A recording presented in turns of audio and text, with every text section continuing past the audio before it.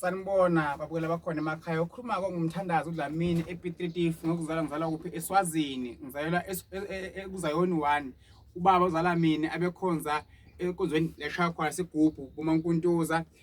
mina ngazala enkonzweni lapho kusindiswe khona ugogo abamba nami khona ababomkhulu wami nomunye umfowethu ozala babomkhulu bekhonza ezayoni but ngigcina ngena khona manje ngigcina ngena kuphi esigubhini ngagcina ke ngompilo ke ngahlukumezeka ngompilo ke ngithola imisebenzi upheze ngicede esikolweni agcine sengijikana lapha emasotsheni kwabanzima abuye ngaba udokotela nakhona kwabanzima namhlanje ngumlaphi wendabuko lento esemzebeni nami ngiphupha ngavile nje yangena so ngisebenza ngamanzi noma ningibona babula bakhona emakhaya ngena esizibeni ngipophomeni ngenze lokho naloko ke amandla engaphona ngubani uNkulunkulu ungawakha umuzi futhi ushade ube nemoto zakho ube neplaza ube nenkomo ngawo lo msebenzi wekulapha imali ikhona ekulapheni ngoba lapha ngeqiniso unganokha la ekhaya mhlawumbe isithunywa angithwasisi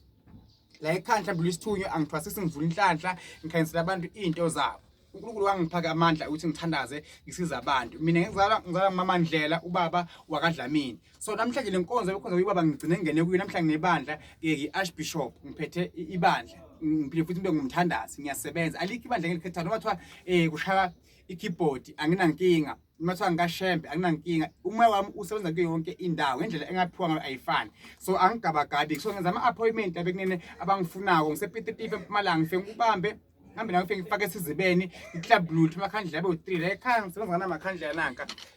oyi3 kuphela amakhandlela engisebenza ngawo phinde futhi ngibuye la ekhaya ngisaba bezawoni 1 nginokhusana namcakaco la ngelibovu ziyavuleka izinto ngendlela mina engikhuswa ngayo ekhaya kithi nanenkonzo ngikhuza kuyesezayoni kubuye futhi kube nani kube nempepho kubuye futhi ke lapha kugcwele spirit kugcwele ishibhoshi kugcwele into eyiningi lapha eyiwasho engikhuliswe ngazo mina namhlanje sengakheke mina namanzi engibonisa wona ngathi Dlamini isiza kakhulu abantu abakhona bakhona emakhaya emsebenzini isithunya yonke into ehlukumezako amanzi yiwo lawa awu 150 namanzi lawo la isicitho lesi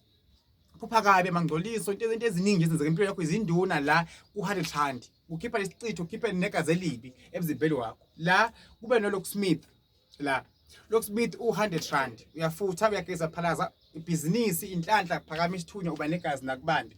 la futhi khona 100 rand futhi nakhona bese futhi ke la kuba 150 ngiyakuthiwa izinto zami Mthandazi Dlamini uyikhulekele uyithandazisa lamanzi lawa akusiyo la ngena khona eDlamini ngamanzi engakha kweli indawo mukelo khona ekhaya usizakala asibile kuzawoni 1 nje ungiva ngishaya ingoma yesigubhu ngisaba bezawoni 1 lo wakudala angeke ngize ngiyekele inkosi ibusise mukelo khona ekhaya Dlamini Mthandazi subscribe ungakhohlwa 07152921117